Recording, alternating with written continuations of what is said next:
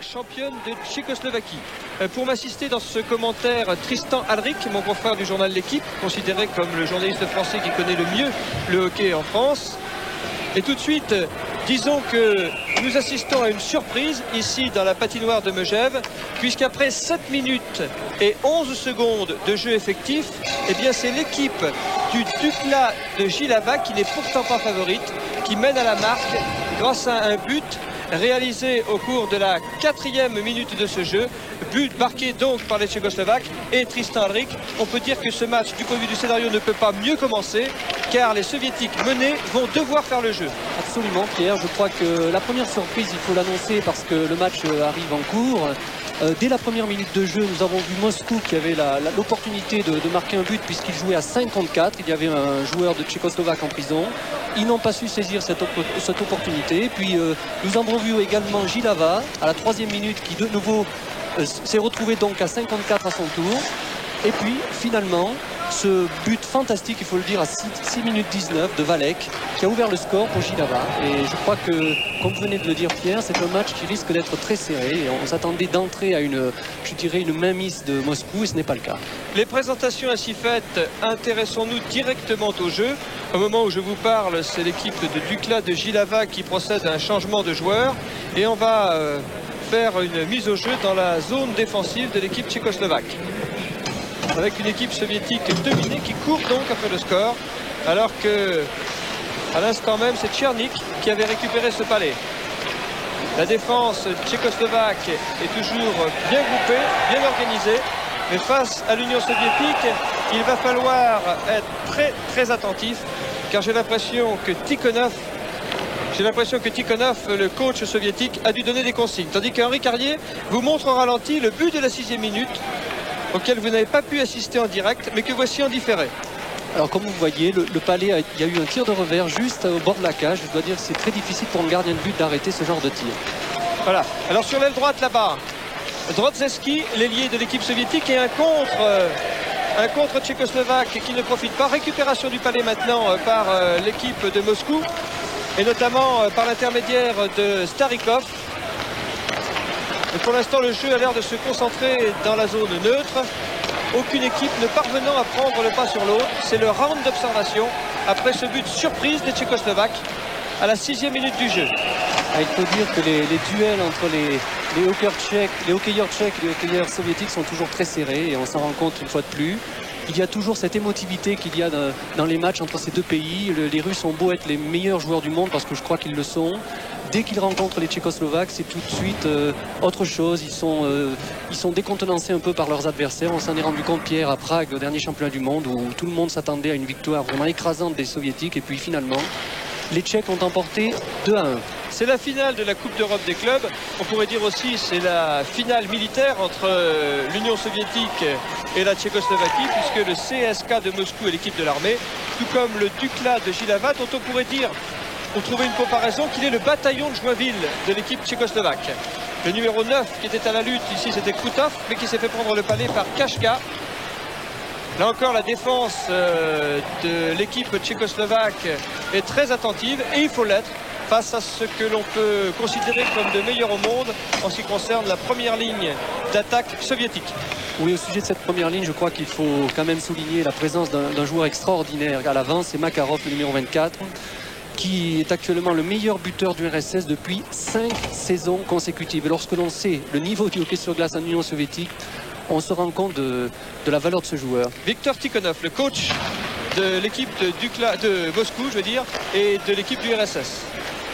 Viktor Tikhonov qui a été contesté en Union soviétique quand l'équipe de l'URSS s'est fait prendre le titre de championne du monde par l'équipe de Tchécoslovaquie à Prague il y a quelques mois, mais qui a conservé quand même la confiance de ses supérieurs pour diriger cette très belle mécanique qui est le CSKA de Moscou, qui joue, je l'ai oublié de le préciser, mais vous l'aviez déjà deviné, en rouge donc, et qui menace à l'instant même Brisa, le gardien tchécoslovaque. Applaudit pour cet arrêt, Brisa, alors que petit à petit la patinoire de Megève se remplit. Megève qui a remporté le titre de champion de France il y a 2 ans et qui a été toute la semaine la capitale européenne du hockey sur glace. Eugev qui, soit dit en passant, a joué également cette Coupe d'Europe, mais je dirais dans les premiers tours, et qui a été éliminé par le club finlandais de Tappara Tampere, qui lui-même a été éliminé de la course, je puis dire, par Jilava, sur les scores de 9-6 et 4-1. Les soviétiques qui font la pression dans la zone défensive tchécoslovaque. Récupération là du palais par Beignac, international, l'un des hommes forts de cette sélection tchécoslovaque. Une passe à destination de Valek sur l'aile gauche et puis une interception soviétique tout de suite pour enrayer encore une offensive tchécoslovaque. Changement de joueur du côté de l'équipe de Jilava. Jilava se situe à une centaine de kilomètres de Prague. C'est une garnison militaire. Jilava qui allait à son 3e titre national cette année. Le palais par Kachka sur l'aile droite, le défenseur tchécoslovaque. Ça passe, mais une mauvaise aspiration, un tir redoutable ce tir de Pazek et qui oblige Belogeskin à une parade, mais le tir n'était pas dans le cadre. Et une relance maintenant des soviétiques avec encore un tir lointain, cette fois par l'intermédiaire de Veselov qui a pu détourner Brisa, le gardien tchécoslovaque, très sollicité en ce moment. Je crois, Pierre, que là en ce moment nous assistons à un bras de fer assez serré. On ne peut pas dire qu'une équipe prenne le pas sur l'autre. Il y a vraiment des actions de chaque côté qui sont vraiment très belles. L'arbitre de ce match est un Finlandais. Il s'agit de monsieur Jarlavo. Et il est assisté d'un autre Finlandais, monsieur Pomoel, et d'un Français, monsieur Catlin, tandis qu'Henri Carlier vous montre cette action au ralenti. Envoyer le tir d'assez loin, presque de la ligne bleue, et qui a été quand même bien arrêté par le gardien de but. Le banc de l'équipe du CSKA de Moscou. Vous savez qu'au hockey sur glace, on a droit à des remplaçants et on peut les faire entrer à n'importe quel moment du jeu parce que c'est un jeu extrêmement rapide et épuisant. Mais fut un temps, Tristan Alric, on n'avait pas le droit aux remplaçants. Et oui, parce que si nous vous remontez dans le temps, il y avait des patinoires à l'époque ici à Chamonix notamment, dans les années 20, et il y avait 7 joueurs pendant tout le match. Et je dois dire que lorsque l'on sait ce que c'est que le hockey sur glace pour l'avoir pratiqué à un faible niveau, c'est vrai, je peux vous assurer que c'est pas facile de rester pendant 20 minutes sur la glace. Oui, parce qu'on perd 2 à 3 kilos au cours d'une partie de hockey sur glace. Et en plus, ce niveau-là, qui est le meilleur niveau du monde, les chocs sont extrêmement violents. On a affaire à des athlètes entraînés comme des professionnels. Ils ne font pratiquement que cela, les joueurs de l'équipe tchécoslovaque et les joueurs de l'équipe soviétique. C'est pour ça que dans ce concert-là, les Français qui en sont encore au stade du hockey promotionnel ne peuvent pas rivaliser face à ces deux formations que vous voyez sur la glace en ce moment. Encore sollicité la défense tchécoslovaque, mais elle s'en sort bien. Ça sort bien, et puis on s'aperçoit que les soviétiques, contrairement à ce que l'on pouvait penser, n'arrivent pas encore à avoir un jeu mécanique, si je puis dire, comme ils ont l'habitude de jouer. Et pour l'instant, les passes sont assez imprécises pour l'instant.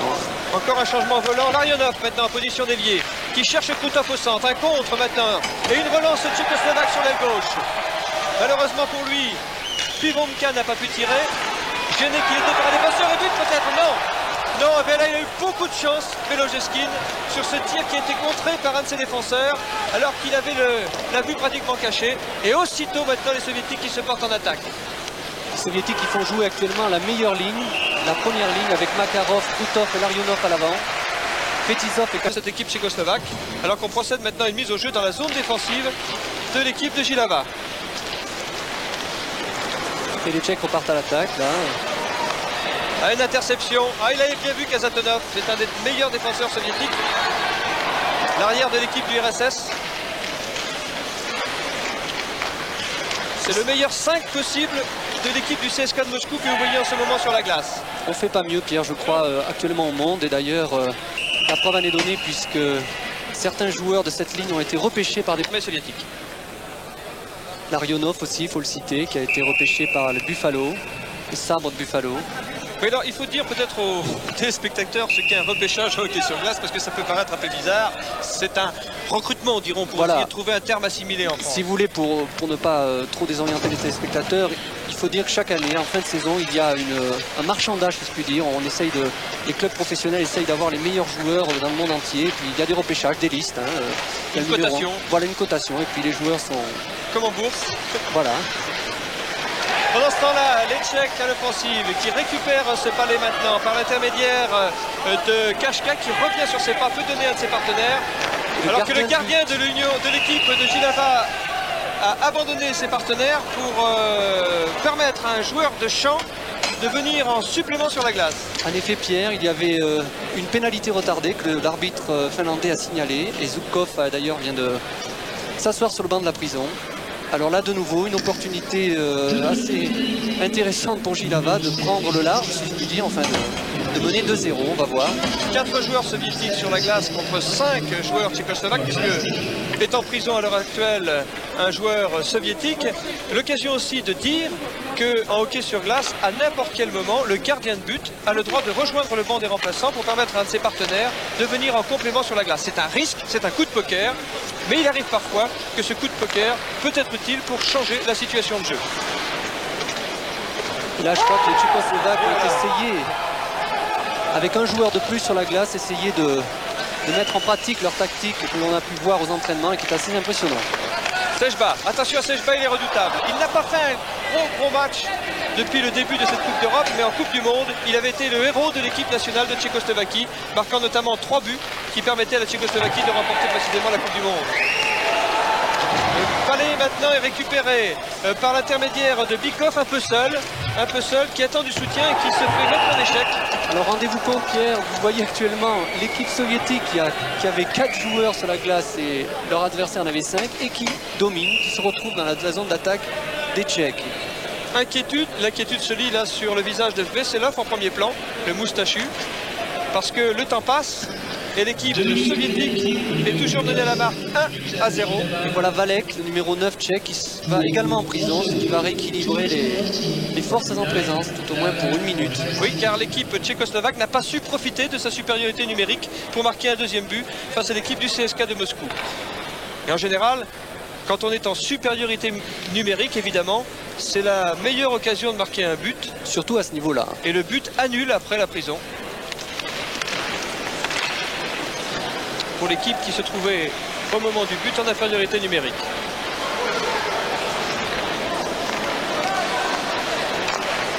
Tir de Stelnov qui n'a pas inquiété Brisa, le gardien tchécoslovaque, et une relance tchécoslovaque.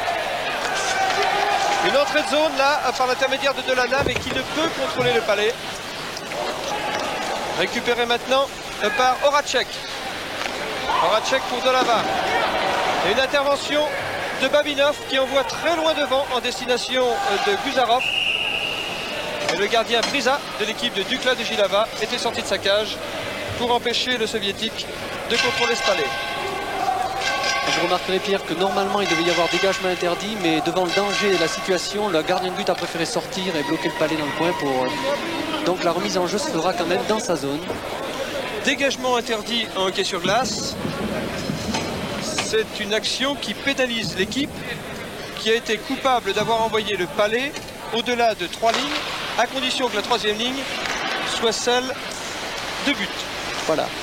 C'est-à-dire qu'il faut que le palais ait franchi la ligne qui se trouve au fond de la patinoire et sur laquelle se trouvent les cages. On considère que c'est un acte d'anti-jeu. On se débarrasse comme ça du palais sans construire quelque chose et on pénalise donc l'équipe qui a commis cette erreur. Makarov, le meilleur joueur soviétique là-bas à la lutte, le long de la bande, et qui reçoit le soutien de Larionov. Et l'intervention de l'arbitre finlandais, M. Jarlavo. Makarov, je le répète, est un énorme joueur, vraiment un joueur extraordinaire. Et le bas que vous voyez ici ne figure que 6 joueurs de l'équipe nationale tchèque. C'est déjà pas mal quand on sait que c'est l'équipe championne du monde. C'est exact, et il faut souligner qu'il y avait un 7e joueur normalement qui devait venir, Svoboda. Malheureusement, officiellement, si vous voulez, on a dit qu'il avait des problèmes à la cheville, mais son frère étant parti aux États-Unis, enfin au Canada, au Canadien de Montréal. Je pense qu'il y a eu quelque part une sanction contre ce joueur et il n'a plus le droit pour l'instant de sortir de son pays. Encore 5 minutes de jeu effectif. Entrée de zone de Pivonka qui a tiré de loin sans inquiéter Belojevski, le gardien soviétique. Et une relance tout de suite de l'équipe de Moscou sur la droite par Makarov. La première ligne de l'équipe soviétique pour Larionov, pour Kasatonov et un tir contré. C'est récupéré maintenant. Regardez le placement des Tchèques. En carré devant la cage. Kasatonov. Les meilleurs joueurs du monde là. Larionov. Petizov le capitaine. Larionov pour Kasatonov qui n'a pas pu contrôler cette rondelle. Récupéré par Larionov. Petizov sur l'aile droite.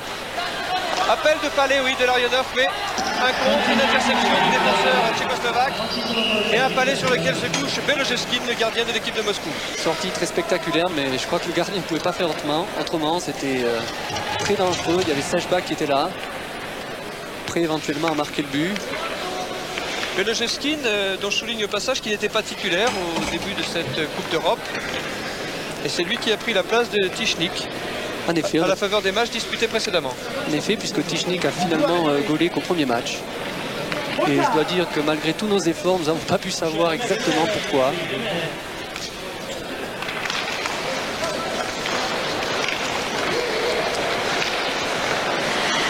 Dans la zone défensive de Tchécoslovaquie, zone neutre maintenant. Un palais qui s'en va mourir derrière la ligne de but du gardien Brisa. Et les soviétiques sont toujours maîtres de ce palais. Attention là à Starikov. Tir. Oh là là, un superbe tir d'Archavik. Une déviation et un but. Ah oui. Il fallait s'y attendre. Les soviétiques sont très redoutables dans ce genre de jeu. Où la défense tchèque était un petit peu désorientée par le mouvement des joueurs. Je pense qu'on va revoir ce but au ralenti, ça y est.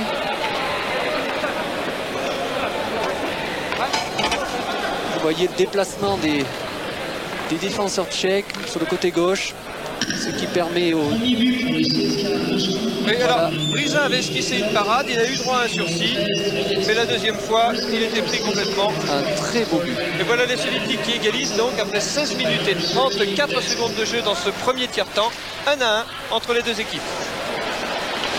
Et pour l'instant, grâce à ce match nul, l'équipe du CSKA de Moscou est assurée de remporter la Coupe d'Europe. Oui, puisqu'il faut signaler que en cas de victoire ou de match nul de la part du CSKA de Moscou, c'est les Russes qui remporteraient la Coupe d'Europe. Oh, cet appel de palais superbe. Et le but, et le but non moins superbe, marqué par Komutov, qui était complètement démarqué, qui s'était fait oublier complètement sur l'aile gauche, qui a appelé le puck, qui a reçu une passe superbe et qui est venu dribbler ce pauvre Brisa entre les jambières, qui ne pouvait rien faire, un petit pont. Petit pont. Ah oui, comme au tableau noir. Vous voyez la machine soviétique est en train maintenant de se mettre en route après un round d'observation et une difficulté dès les premières minutes. Eh bien, l'équipe du CSKA de Moscou vient de marquer maintenant 2 buts en l'espace de 2 minutes et vient de prendre maintenant l'ascendant sur son adversaire. C'est très important psychologiquement. Les Russes ne sont jamais aussi forts que lorsqu'ils sentent qu'ils ont le match en main. Et je crois que là, ils vont essayer de maintenir leur pression. Regardez, ils sont maîtres du palais maintenant. C'est une mauvaise passe de Babinov qui va essayer de le récupérer, ce palais. Pas pour l'instant. La défense tchécoslovaque s'en empare par l'intermédiaire de Sherban. On relance. Ah, mauvaise passe, interception de Babinov. Les Tchécoslovaques maintenant, oui, mais ils subissent quand même la pression soviétique et ont de la peine à sortir de leur zone défensive. On s'en rend compte par la mauvaise qualité des passes. Les passes ne sont pas assez fortes, pas assez précises. Sur l'aile droite, là-bas, Zibin, mise en échec le long de la balustrade par le défenseur Urban de l'équipe de Tchécoslovaquie. Relance de Gilava par l'intermédiaire de Parti. Sejba, tir contré. Pivonka plutôt. Ah, c'était pas mal vu. C'était pas mal vu de la part de Bozek, oui. Beau tir de revers, mais qui était un petit peu loin. Koutov maintenant sur l'aile gauche, qui descend le long de la balustrade, passe derrière le gardien Brisa, essaie de trouver un partenaire, trouve Makarov. Makarov qui était hors jeu, qui avait pénétré dans la zone alors que le palais était encore dehors, était ressorti. Ça sera difficile, je pense, pour les Tchèques de reprendre le dessus. On sent que les Soviétiques là, commencent à prendre en tenaille cette équipe. Tristan, l'occasion est peut-être d'expliquer aux gens pourquoi justement l'arbitre dans ce cas-là siffle leur jeu. Oui, il y a un principe de base au hockey sur glace qui est très simple à comprendre. Il faut que lorsque vous rentrez en zone d'attaque, le palais vous précède. Si le palais est précédé par un joueur de l'équipe qui possède le palais, on siffle hors jeu. C'est toujours le palais qui doit être le premier, sauf un cas exceptionnel, c'est lorsque vous êtes en marche arrière. Et ça arrive souvent d'ailleurs au hockey sur glace. La marche arrière fait partie de la panoplie du joueur de hockey. Il faut être faut avoir un très bon maniement de palais. Oh, cette prise en échec le long de la balustrade, tout à fait autorisée d'ailleurs. Larionov qui a pu passer maintenant. Larionov qui a sollicité à nouveau le palais, essaie de passer, cherche un partenaire, oui, mais là c'était un peu trop téléphoné et la défense tchécoslovaque ne s'est pas laissée surprendre. Une relance immédiate par Bozek sur la gauche. Bozek un peu seul, Bozek contre 4 soviétiques, essaie de passer en force, finalement perd le palais, récupéré par Larionov. Sur l'aile droite là-bas pour Makarov. Alors que Krutov se place en embuscade. Krutov dans la... Oh là là, c'était superbe. La déviation de la passe était superbe. Quel appel de Krutov qui se trouvait à la réception de cette passe. Mais Bryza avait fermé l'angle de tir. Tachek est bien seul sur cette action. Oh oui, bien seul. Désorganisé complètement là, les Tchécoslovaques. En cette fin de premier tiers-temps, il ne restait plus que 30 secondes à jouer.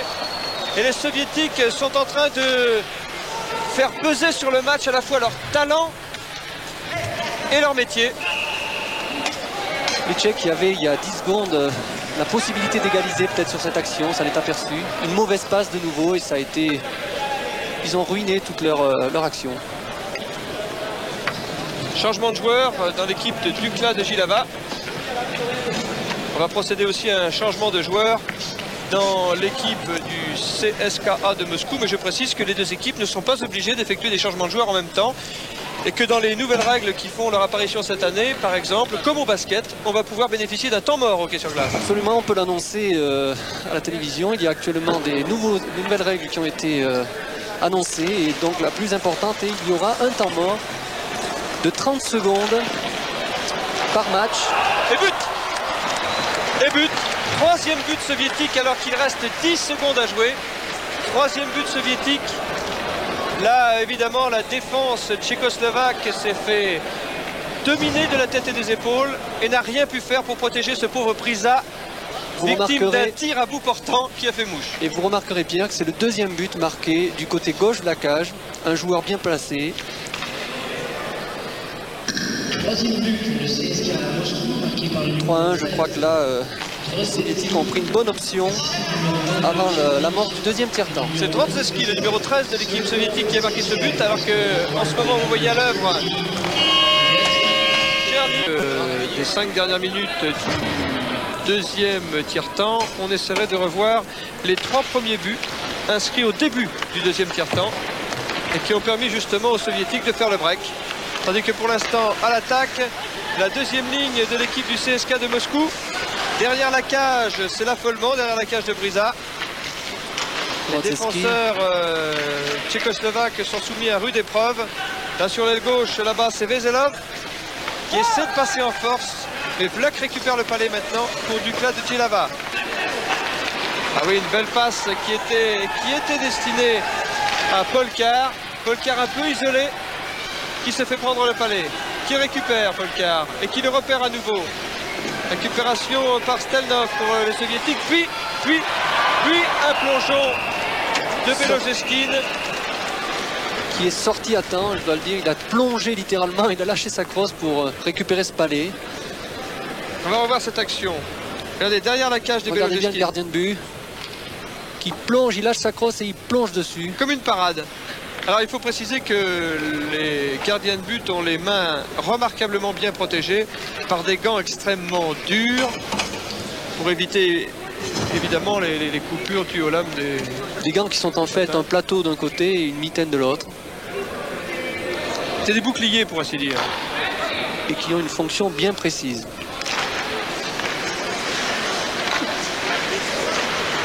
Zubkov, là, le géant de l'équipe du CSKA de Moscou, s'est fait prendre le puck. Un tir lointain de Mika.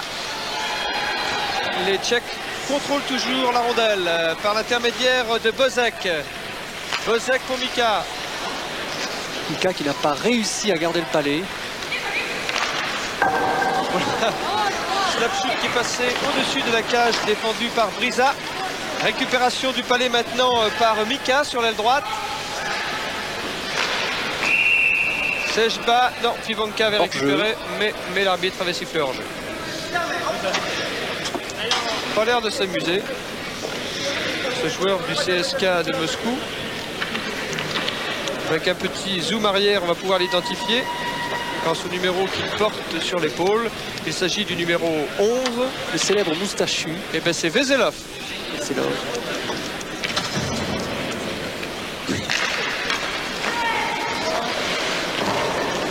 Récupération maintenant par Starikov pour l'équipe de Moscou. Et Babinov. Une mise en échec le long de la balustrade. Koutov. Sejbak a réussi à intercepter ce palais. Oui, mais celui-ci est récupéré par Starikov. Fetisov, le capitaine. Mauvaise passe. Interception, oui. Vazek, Sejbak. Valek. Solide, Valek. Agressif même souvent. Mais là, il n'a pas eu la loi. Tchernik. Le Tchèque, il commence à mieux faire circuler le palais depuis quelques minutes. Fetisov pour Moscou. Koutov à l'aile droite. Koutov toujours. Oui, une pénalité. Il a été gêné dans son mouvement.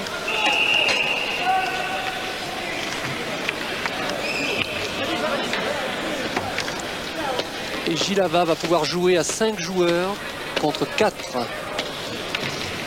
Et il reste 3 minutes à Moscou. jouer. Il reste 3 minutes à jouer. Faute tchécoslovaque. Dukla Jilava réduit à 4 contre 5 soviétiques sur la glace de la patinoire de Megève. Jilava qui se retrouve en infériorité numérique.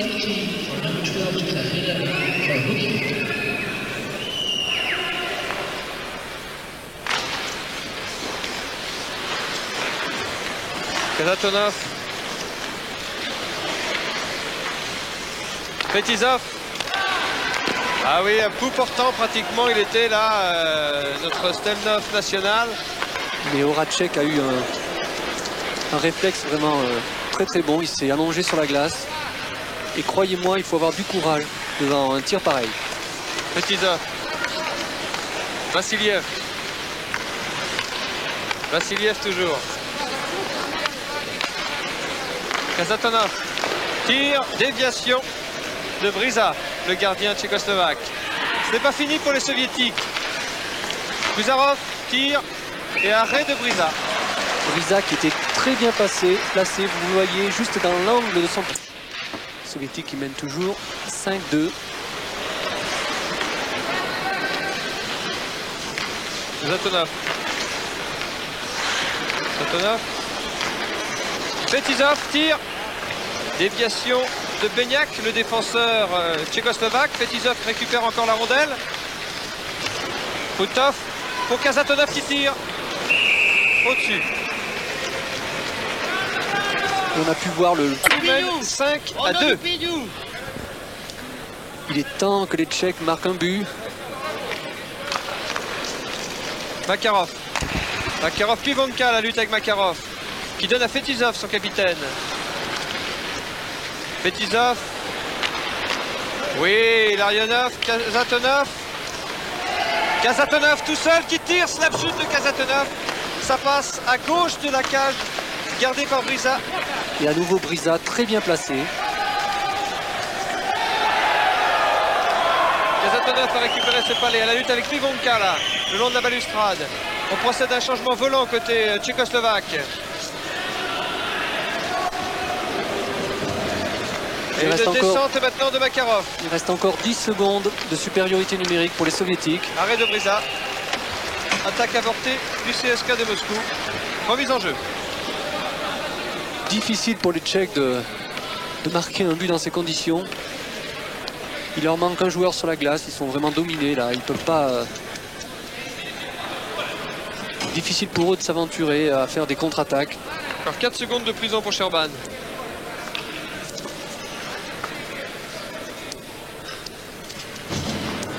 « 4 secondes pour les soviétiques en supériorité numérique pour marquer un 6e but avant la fin de ce deuxième tiers-temps. On remarquera quand même, Pierre, que les soviétiques d'habitude sont beaucoup plus efficaces en supériorité numérique. Un tir de Starikov. Récupération du palais par Veselov. Horacek maintenant à la lutte avec Drozdevski. Alors à Tchèque contre Drozewski et on ne se fait pas de cadeau. Récupération du palais par Sejba maintenant pour Jihlava. Une équipe qui n'est pas favorite. Ça sera dur Tristan Alric pour le Dukla de Jihlava. Absolument Pierre, je crois que ça sera excessivement difficile, surtout lorsque l'on a les meilleurs joueurs du monde en face. Et puis psychologiquement aussi c'est dur d'entamer le troisième tiers-temps avec 3 buts de retard. Oui, mais un match entre Tchèques et Soviétiques n'est jamais un match comme les autres. Et quand on connaît le cœur à l'ouvrage que mettent les Tchèques face aux Soviétiques chaque fois qu'ils disputent un match de hockey, on peut penser, en étant un peu optimiste, que rien n'est encore perdu pour le Dukla de Jihlava. De courage, de réussite peut-être aussi, et de métier pour revenir à la marque face à des Soviétiques pour l'instant sûrs d'eux-mêmes et dominateurs. Il est bon de préciser Pierre que cette année quand même le club de Jihlava a été un petit peu dévitalisé, si je peux employer cette expression, puisqu'il y a eu 4 départs, dont 3 internationaux. Oraval, défenseur, qui est retourné à Kladno, Kamesh, l'attaquant, qui est retourné à Kladno également, et puis Rosol, le fameux Rosol. Intéressons-nous au jeu, tandis que en ce moment justement Pivonka pour l'équipe de Tchécoslovaquie tente sa chance. Tir dévié par Belogeskin. Et récupération du palais par Bykov, l'ailier de la première ligne du CSKA de Moscou. Les meilleurs joueurs de cette équipe soviétique sont en ce moment sur la glace. Fetisov le capitaine, Makarov maintenant attaqué par 3 défenseurs tchécoslovaques. Et sortie de zone maintenant par l'intermédiaire de Bozek, pas pour longtemps car une contre-attaque soviétique met fin aux espoirs tchécoslovaques. Makarov à la lutte maintenant le long de la balustrade. De ce duel sort vainqueur Beignac, le défenseur tchécoslovaque, dans la zone neutre, qui cherche loin devant un partenaire imaginaire. Et récupération du palais par Fetisov, le capitaine soviétique. Oh, passe interceptée dangereusement. Dommage, Sejba n'y a pas cru, il n'a pas fait attention. Oui. Cette interception aurait pu être dangereuse pour la défense soviétique. Malheureusement, Sejba, pour le Tchécoslovaque, n'y a pas cru. Sherban maintenant. Le palais récupéré par un attaquant soviétique, en l'occurrence Komutov, qui cherche derrière du soutien. Tir lointain de Starikov qui provoque ce plongeon et ce deuxième plongeon. Et malheureusement pour Brisa, le sursis n'a pas duré longtemps. But donc réussi par les Soviétiques qui mènent maintenant 6-2. Je ne sais pas s'il faut parler de coup de grâce, mais j'ai bien l'impression que là, ça sera difficile. Regardez, le premier arrêt était superbe. Ah oui, il dévie bien. Il n'a pas eu le temps de se relever. Les Soviétiques restent en position du palais et le numéro 15 du CSKA de Moscou, Drozewski, vous venez de voir en gros plan, c'est l'auteur du 3e but de l'équipe du CSKA de Moscou dans le premier tiers-temps. Engagement dans le rond central. Zarov a pu faire une passe. C'est la... grand joueur de l'équipe de Jihlava, 1m90, et qui a été blessé il y a 3 jours lors d'un match, qui ne peut pas apporter sa contribution, et Dieu sait si l'équipe de Jihlava en aurait besoin aujourd'hui. La 3e ligne soviétique sur la glace face à une équipe de Jihlava qui n'a plus grand chose à espérer, mais qui doit maintenant jouer ce 3e tiers-temps pour l'honneur. 4 buts d'écart, ça fait mal. Ça fait mal, surtout quand on porte sur les épaules le titre de champion du monde de hockey sur glace. C'est le cas des Tchécoslovaques, même s'ils ne sont que la représentation d'un club et non pas d'une sélection nationale aujourd'hui sur la glace. Faute, oui, faute à contre glace. C'est effectivement l'occasion de réduire la marque. Encore faut-il que ces 5 joueurs de Jihlava imposent leur jeu à un carré magique soviétique. On peut parler de carré car quand une équipe est en infériorité numérique, son rôle précisément c'est de faire un carré devant son gardien de but, la boîte comme on l'appelle, pour empêcher les attaquants adverses de pénétrer dans cette boîte et de se trouver dans l'axe du but. Absolument, il faut pouvoir fermer tous les angles possibles.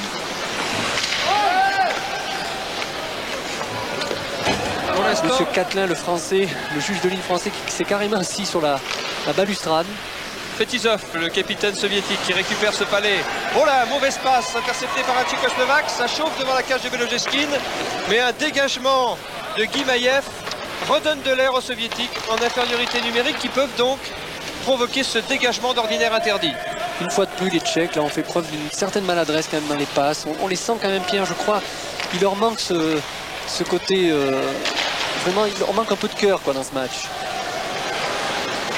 On les sent pas vraiment très motivés. Babinov, lui aussi, il ne s'embarrasse pas. Il relance très loin. et se fait immédiatement remplacer. Entre sur la glace la première ligne d'attaque soviétique avec Krutov, Makarov. Alors que les soviétiques sont encore pendant 50 secondes en infériorité numérique. Oui, mais avec 4 joueurs qui sont les 4 meilleurs du monde. C'est vous dire que la tâche des Tchécoslovaques va être difficile. Sejba a essayé de passer Fetisov, mais il n'a pas réussi. Makarov là, à la lutte avec un défenseur tchécoslovaque qui garde le contrôle de la rondelle, que récupère maintenant Kazatonov. Dans la zone neutre se joue maintenant cette situation derrière la cage du gardien tchécoslovaque Brisa. Encore 20 secondes de prison pour les sortie de zone soviétiques. des Tchécoslovaques. Kazatonov loin devant. Un palais qui va être immédiatement récupéré par Sherban et une relance tchécoslovaque. Il va falloir que les Tchèques là essayent quand même de trouver un système hors-jeu de Valek qui était depuis bien longtemps dans la zone avant que le palais ait lippé. Dans les actions. Absolument. Il n'y a que dans ces conditions que les Tchèques peuvent encore espérer, si je peux m'exprimer ainsi, remonter la pente. Fini pour la pénalité à 5 contre 5 maintenant sur la glace. 4 minutes et 36 secondes de jeu, 4 buts d'avance pour le CSKA de Moscou. 2 minutes encore pour un joueur soviétique. Les joueurs du CSKA de Moscou vont se retrouver en infériorité numérique. Et Tikhonov qui discute avec l'arbitre. Alors en quelle langue? L'un est finlandais, l'autre est soviétique. Imaginons d'ici que c'est en anglais qu'ils vont s'exprimer, qu'ils se sont exprimés. L'anglais étant maintenant la langue internationale. C'est Vassiliev maintenant qui va s'asseoir sur le banc de la prison. Vassiliev qui, je le répète, est le plus jeune joueur de l'équipe soviétique. 23 ans. Sherban. Urban. La première ligne d'attaque, Polkar.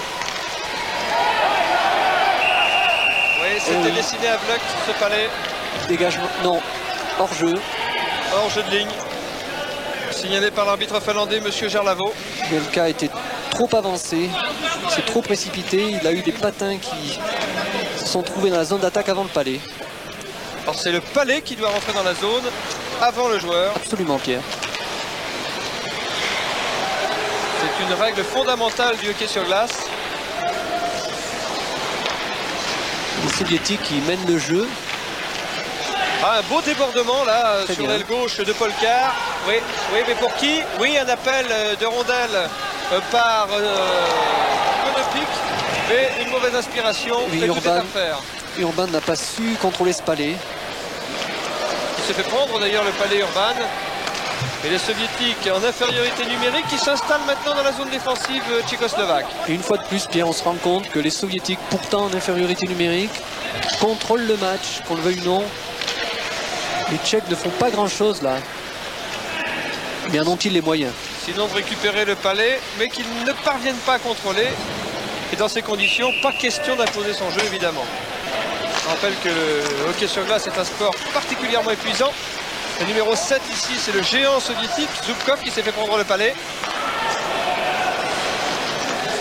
Trop en faire maintenant les soviétiques et ils méritent finalement de se faire subtiliser à leur tour la rondelle. Que récupère Brisa, le gardien de but.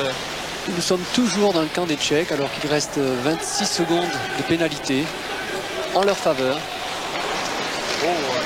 Contact et finalement le palais récupéré par Mika sur l'aile gauche. Starikov à son tour. Le palais est en train de faire le tour de la patinoire. Cette rondelle sur laquelle s'est précipité Brisa en position de joueur qui a libéré sa cage. Attention, ça peut être dangereux. Sur l'aile gauche, là-bas, Konopchik. Mise en échec devant la balustrade. Fetisov récupère pour l'Union soviétique. Ce palais était destiné à Makarov. Kazatonov. Il essaie de s'organiser. Fetisov. Ah, une passe bien en profondeur pour Tchernik en embuscade, mais qui n'a pas réussi. Qui n'a pas réussi à dribbler le gardien Brisa. Une relance tchécoslovaque immédiate, 1 contre 2 dans la zone. Une entrée de zone spectaculaire. Le puck est contrôlé par Valek. Pazak est là en embuscade. Mais finalement, les soviétiques s'en tirent une fois de plus. 5 contre 5 maintenant. Plus de prison en cours. Les Tchèques toujours dans la zone neutre qui essayent de... Ah ouais! Olé! belle Tir, slap shoot au-dessus de la cage de Belojevski. Ce n'est pas terminé. Une mise en échec le long de la balustrade. Le puck est récupéré par Sejba, auteur de 3 buts pour la Tchécoslovaquie en Coupe du Monde. Valek maintenant, Pazek sur l'aile droite qui a cherché Valek à la lutte avec Kazatonov. Larionov qui récupère ce palais. Larionov pour Fetisov. Larionov toujours. Bien avouer que le match est tombé un petit peu, je veux dire, au niveau du niveau de jeu. Rodzeski, Larionov à 2 contre 1. Et un nouveau pas. Refait une mise en jeu dans le cercle défensif, dans le cercle d'engagement de l'équipe défensive. Les Tchèques vont essayer une nouvelle fois de s'en sortir. Larionov. Larionov sur l'aile droite qui tente de déborder Horacek. Makarov maintenant à son tour. Un appel de palais par Stelnov qui remet en retrait à Larionov et un arrêt de Brisa. Oui, le tir avait bien la trajectoire de la cage, mais il n'était pas assez puissant pour surprendre qui espérait faire une meilleure prestation face au CSKA de Moscou cet après-midi. Décevant le Dukla de Jihlava, dont je rappelle qu'il a été également battu par l'équipe de Stockholm. C'était plus inattendu. Absolument Pierre, il faut quand même souligner, je crois, la très bonne performance de cette équipe suédoise qui a fait vraiment un parcours dans ce tournoi final absolument merveilleux, je crois que c'est sans exagération. Larionov pour Krutov. Krutov qui déborde, qui cherche le centre. Makarov n'était pas là en soutien. Krutov toujours. Stelnov en embuscade. Et sortie de zone maintenant pour les Tchécoslovaques. Dans la zone neutre, récupération du puck par Larionov qui trouve Krutov. Krutov pour Makarov. Makarov pour Larionov. Larionov pour Krutov. Buzarov qui tire de loin. Ça ne surprend pas Brisa, le gardien tchécoslovaque. Mais toujours les soviétiques qui font le pressing. Ah, une mauvaise reprise là de Larionov. Pressing toujours dans la zone offensive de l'équipe soviétique. Et les Tchécoslovaques qui peuvent se dégager. Un peu d'air pour l'équipe de Jihlava. Non, décidément. Oui, mais on fait un peu n'importe quoi. Décidément, je crois, Pierre, que les Tchèques n'y croient plus beaucoup. Il faut dire. Et si ça continue comme ça, dans ce final, alors qu'il reste un peu plus de 10 minutes à jouer maintenant, on va assister à un récital soviétique. Je vous l'annonce. Sans prendre trop de risques, je crois. Oh, un slap shoot qui aurait pu surprendre Belojevski, mais le palais se trouvait dans la trajectoire du gardien soviétique. Le palais qui est d'ailleurs récupéré en ce moment même par le centre tchécoslovaque et qui cherche Blek, un partenaire démarqué. Le trouve pas, si, le trouve finalement sur la droite. Il s'agit de Pazek qui préfère passer en retrait à son défenseur. Tir de Beignac à droite, qui déclenche d'ailleurs les applaudissements dans les rangs des supporters de Megève. Ils sont venus très nombreux aujourd'hui. Starikov à son tour maintenant. Une passe qui est destinée à Komutov. Komutov là-bas pour Bikov sur l'aile droite. Et ça repart pour les Tchèques. Sortie de zone pour les Tchèques, effectivement. Ika maintenant. Eh oui, mais c'était une passe qui a été récupérée par un défenseur soviétique et contre-attaque immédiate de Bikov à gauche. Oh, bien joué! Bien joué, ça n'a pas pu entrer dans la cage, mais ce n'est qu'un sursis pour la défense tchécoslovaque, car les joueurs soviétiques contrôlent toujours le palais. Plus maintenant, c'est fini. Et le palais sort. Oui, le palais qui s'en va mourir. CSKA de Moscou risque fort de remporter sa 15e, je vous ai dit 9 tout à l'heure, en fait c'était une erreur, sa 15e Coupe d'Europe en 15 participations, ce qui est assez extraordinaire. Oui, mais c'est une véritable sélection nationale, faut-il le rappeler, que cette équipe du CSKA de Moscou, qui représente ni plus ni moins que l'équipe de l'armée soviétique. Kazatonov. Pivonka derrière la cage de Belojevski, qui cherche les partenaires démarqués. Ah oui, mais ça ne passe pas. Ça n'arrive pas, les passes n'arrivent pas. Les joueurs de Jihlava manquent des occasions. Récupération du palais maintenant par Zibin pour les soviétiques. Zibin sur l'aile droite pour Babinov en position d'ailier.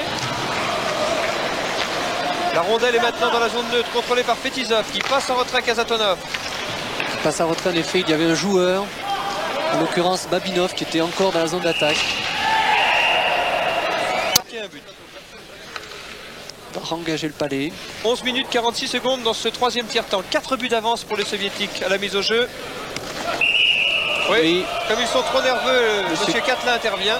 Alors qu'est-ce qui se passe dans ce cas-là? mais dans ce cas-là, en général, il va changer de joueur. C'est ce qu'il est en train de faire. Pachek va sortir du cercle d'engagement et c'est Sejba qui va prendre sa place. On considère que les deux joueurs qui se présentaient étaient trop nerveux. Alors on fait appel à deux joueurs supposés plus Voilà. calmes Et pour cette mise l'arbitre au jeu. explique bien à ces deux nouveaux joueurs qu'il faut respecter l'engagement. Urban. Urban.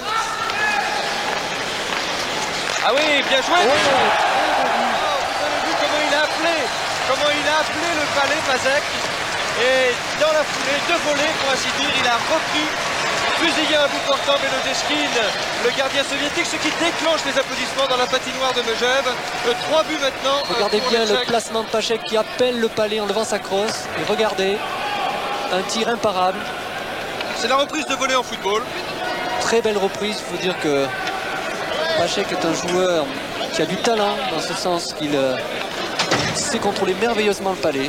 Il est international, il est champion du monde, Pazek, l'auteur de ce troisième but tchécoslovaque. 6-3. 3 buts à remonter, ça va être dur, 2 minutes à jouer, mais tout de même, ça relance peut-être l'intérêt de ce match dans les toutes dernières minutes.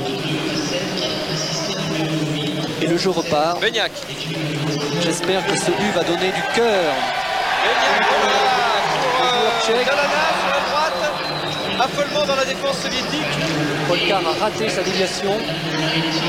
Dommage car c'était très bien vu au niveau du placement. Zubkov. Oui. Une rondelle qui n'a pas du tout inquiété Brisa, le gardien de l'équipe de Djilava. Les Russes, malgré ce but, n'ont pas de soucis à se faire pour l'instant. Coupe d'Europe. Je crois que Tikhonov va pouvoir rentrer content parce que vous savez que cette année il a eu pas mal de problèmes avec sa fédération après avoir perdu le titre mondial à Prague. Tikhonov, Encore une intervention de l'arbitre. tchèque et Jan Starcy. À 4 contre 5 les Tchèques sur la glace, puisque l'un des leurs est en prison pour 2 minutes. Pour cinglage, 2 minutes de pénalité par conséquent au joueur numéro 17 Mika de l'équipe du club de Djilava. Starik Makarov, que je veux dire, qui récupère ce palais maintenant. Et voyez tout de suite les soviétiques qui se placent. Ah oui, Fetisov, ils ont mis la première ligne d'attaque et la première ligne de défense sur la glace, les joueurs du CSKA de Moscou. Ils vont sans doute profiter de cette supériorité numérique pour marquer une parade du gardien Brisa, sursis pour le Dukla du Djilava qui repart en contre-attaque. Contré par Larionov, ce palais. Larionov à la lutte ici avec son Larionov adversaire Sherban. qui arrive à prendre le palais. Fetisov. Pour Larionov. Makarov, attention, il est dangereux Makarov. Larionov qui s'est fait subtiliser le palais. Mal joué de la part des Tchécoslovaques. Kazatonov maintenant, derrière son gardien de but. Pour Fetisov. Fetisov, Larionov. Larionov, 1 contre 3, qui peut donner.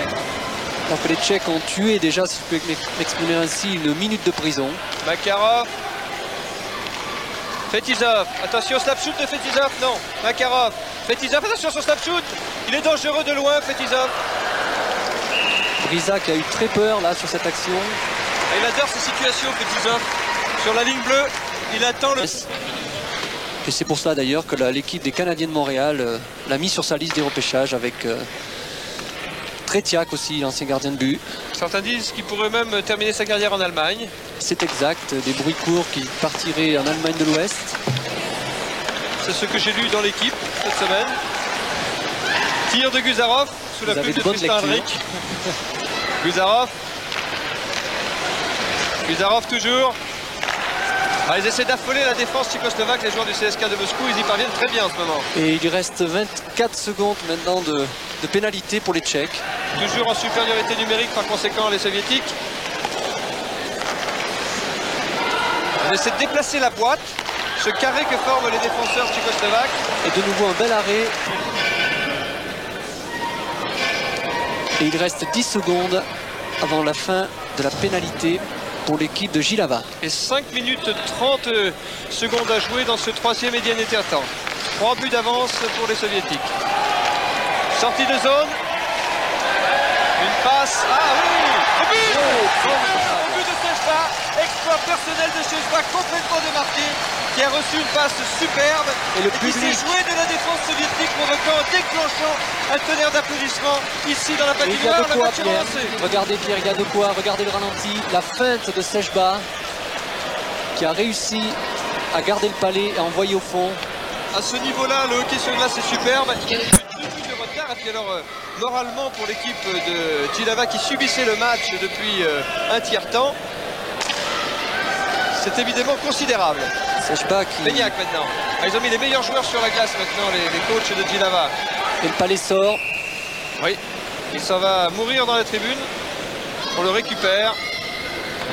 Il va y avoir un engagement. Ce palais qui est noir pour qu'on puisse le distinguer par rapport à la glace qui est blanche. Je sais qu'au Canada, on a fait plusieurs essais avec des palais de toutes les couleurs pour permettre à la télévision de mieux rendre visible ce palais.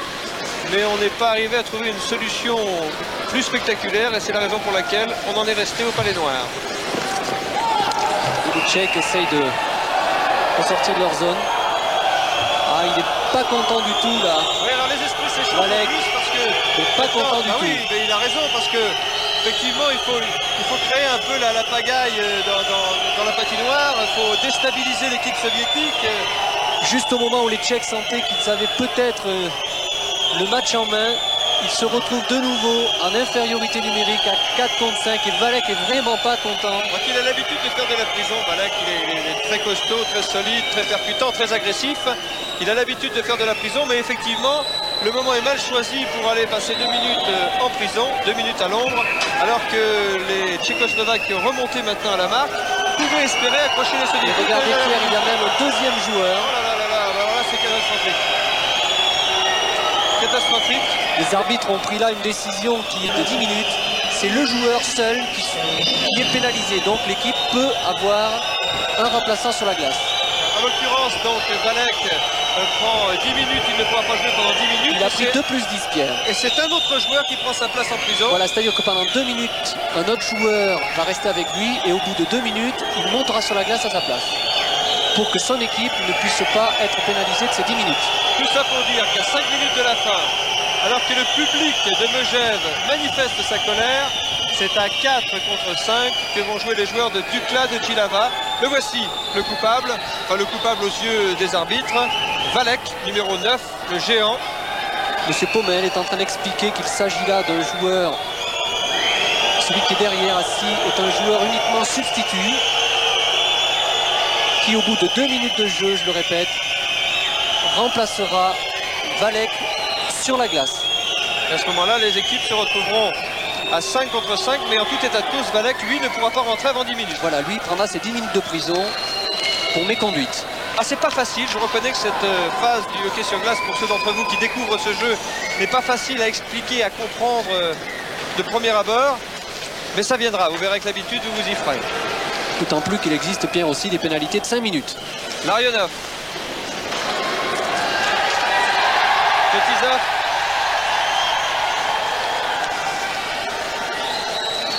Les Tchèques se sont encore fait prendre le palais. Larionov, Makarov, Le sifflet public Makarov. Il qui mérite siffle. pas ça d'ailleurs. Il n'y est pour rien lui Makarov. Larionov, Kasatonov. Le public qui Larionov. sent qu'il y a eu une injustice là et qui prend parti vraiment visiblement pour l'équipe tchèque. Larionov qui n'a pas contrôlé sa rondelle. Et en contre-attaque maintenant, en sortie de zone, Sherman pour l'équipe tchécoslovaque. Un tir. Oh, une agression vraiment inadmissible. Agressé par un adversaire. Mais Une voilà, agression vraiment inadmissible de la part de Kasatonov, ça nous promet un sacré final tout ça. Tiens. qui a donné un coup de crosse derrière le dos alors que son adversaire était retourné. Alors on se calme, messieurs. Kasatonov qui logiquement devrait être pénalisé. Et je crois que ce n'est pas le cas. On sait bien qu'entre soviétiques et tchécoslovaques, ce n'est pas le grand amour, mais il ne s'agit qu'une partie de hockey sur glace pour l'honneur. Alors tout de même, calmons-nous. Il y a eu beaucoup de nervosité à cette fin de rencontre. Et j'ai bien peur. Ça permet au public méjevant à la fois d'assister quand même à une rencontre de très très haut niveau et de se passionner pour le hockey sur glace. Absolument. Puis je crois que si jusqu'à présent les deux équipes jouent un terrain neutre, je crois qu'on se retrouve un petit peu à Prague 6 mois après. Oui, c'est vrai. 5 mois après. C'est vrai. Megève, une coloration tchécoslovaque cet après-midi. Kazatonov. Pour Koutov. Makarov. Koutov. Alors qu'il reste 50 secondes de pénalité pour Jilava. Non, Fetisov a complètement son tir. Et le public ravi de voir que Fetisov a manqué son tir. Ouais, les joueurs soviétiques là, sont déconcentrés par l'animosité à leur égard que manifeste le public de Megève. Larionov. Makarov. Larionov. Un appel de Kazatonov que n'a pas vu Larionov, c'est dommage. Il reste 23 secondes de pénalité. Fetisov. Jilava. Fetisov, il se met position de passe. Et la Tchécoslovaquie arrive à s'en sortir, à dégager le palais, alors qu'il reste 8 secondes de pénalité. Plus que 3 secondes maintenant. Et les deux équipes vont se retrouver Voilà. à égalité sur la glace, c'est fait. Alors à partir de maintenant, Pierre, c'est les 10 minutes de Valek qui sont comptabilisées. Ah, arrêt du gardien tchécoslovaque, mais ça a paniqué. Et il y a un joueur là-bas qui fait des signes parce qu'il ne veut pas sortir. Confusion sur la glace, tandis que les soviétiques continuent maintenant de s'imposer sur cette patinoire de Megève. En effet, normalement, à la fin des 2 minutes, le joueur substitut devait monter sur la glace. Or, ce n'a pas été le cas, Pierre. Il y a eu toujours 4 joueurs pour les Tchèques et 5 joueurs pour les Russes. C'est pour ça que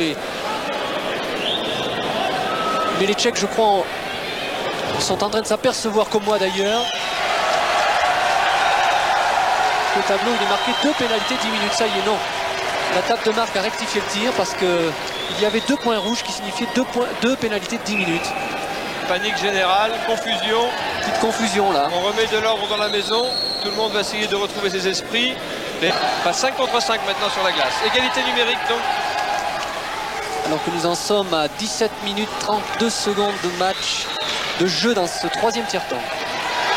Sortie de zone pour les Tchécoslovaques. Oh, ils se font prendre le palais encore une fois. Starikov. Et le public siffle toujours les soviétiques de Moscou. Komutov. Bikov là-bas. Komutov. Starikov, Zubkov. Bozek était vraiment trop seul là-bas. Wow. Et une bagarre qui est en train de se... Olé, actuellement. olé, Pivonka. On se Pivonka calme, on se calme. On se qui a calme. perdu son casque dans la bagarre. Pivonka contre Zubkov. C'est un duel de géants. Match Comme je de vous poids l'ai dit, lourd. comme je vous l'avais dit, Pierre, au début du match. Comme vous avez dit au début du match, les Russes et les Tchèques ne sont pas très amis sur la glace. L'URSS ne pourra pas être au bord du banc au prochain championnat du monde pour le premier match du tournoi. Tikhonov suspendu pour passivité. Voilà, pour On ne lui pas avoir reproche- réagi. Voilà, on lui reproche de ne pas avoir calmé ses joueurs. Et enfin, chose assez surprenante, les deux équipes... Revenons au match, puisqu'il reste encore un peu moins de 2 minutes à jouer, à 4 contre 4 sur la glace. Toujours les 2 buts d'avance pour le CSK de Moscou, mais c'est Dukla Jilava maintenant qui contrôle le palais. Valek a pu faire la passe à Pazek. Un tir trop croisé. Et à nouveau, les Tchèques ont soulevé l'enthousiasme du public qui vraiment a pris parti pour ces Kashka. joueurs. Kashka pour Pazek. Valek. Valek tire, ah oui, mais c'était pas dans l'axe. Ce n'était pas dans la cage. Valek qui était marqué de très très près par Guimayev. Et le palais sort de la zone d'attaque. Il faut que les joueurs tchèques qui se trouvent en zone d'attaque reculent. Dernière minute de jeu maintenant. Dernière minute de jeu. Oui. Et les 2 pénalités ne pourront pas finir avant la fin du match. On va donc terminer ce match à 4 contre 4 sur la glace. Ou presque. égalité numérique en quelque sorte, mais 4 contre 4, alors que Fetisov, le capitaine du CSKA de Moscou, relance l'attaque soviétique.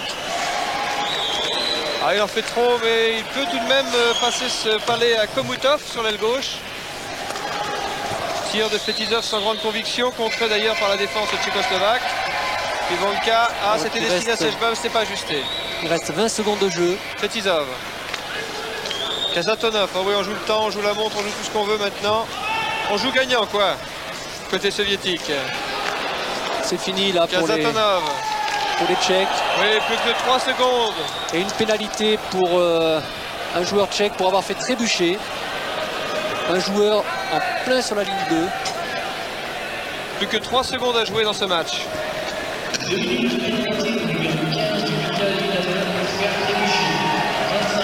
VLK qui est en pénalité. Et ce match va se terminer à 3 contre 4 sur la glace. Encore 3 secondes à jouer. Remise en jeu sur la ligne bleue. Plus que 2 secondes. Voilà. 1 seconde et c'est fini. Ici donc à la patinoire de Megève, comme prévu. Comme prévu, l'équipe du CSKA de Moscou gagne le match face au Dukla de Jihlava par 6.